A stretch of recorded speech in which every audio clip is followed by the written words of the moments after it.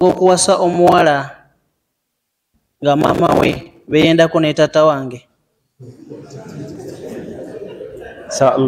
Allah tukingiriza ekigambo ekyo. Saba Allah tukingiriza ekigambo ekyo. Era abatabani mbagamba mulimu kubigenda okuleeta baraka mu bulamu bwo. Allah akugulirewo kaliziki butamujogera mu zambi eryo. Lwana nnyo oleme mujogera mu zambi eryo. Mulimu lwaki akwatamu kaliziki n'ateekamu ekikimuluzo mujogera mu zambi.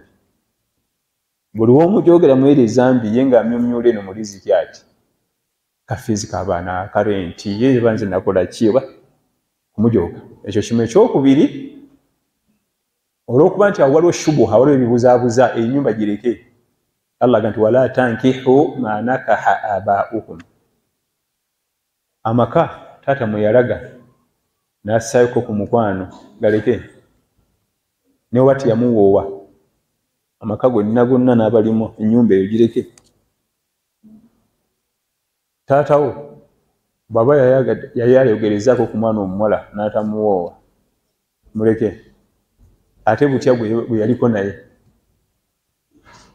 kumwogerezaako bwogereza nti naye family taata aganye titunza fumbirigano n'amuleka otogendayo ogenda kuleeta fitina. Oba mutabani newe nayogereza yali nekiiseemu kijja kiti ekyo mutabani ono aleka atandika kumumanyira bumanyizi awo lekawo ogenda kuleeta ebizibu. Genda ewalala. Ennyumba kitaawo gyagizeeko kivemu sigambye tribe oba clan ngamba nyumba nti wajayubu awo wana abawala abaliwo taata we yali ayogerezaayo koko omu ku abo ennyumba yonna gireke. So sinti yali kwonoze kantwala oli yonna ennyumba eyo gikole ki yeesonyiwe. Kale ate gwe olinaku oli yennyini ate gwe yali alonzeemu.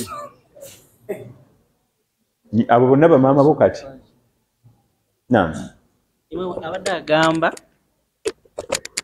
maama we be beeyendako ne taata we. Kati oli omukyala ndowooza n'azaala omwana mu musajja oba mu musajja omulala. Abavaayo bonna baganda abo baleke. Maama ono abuuza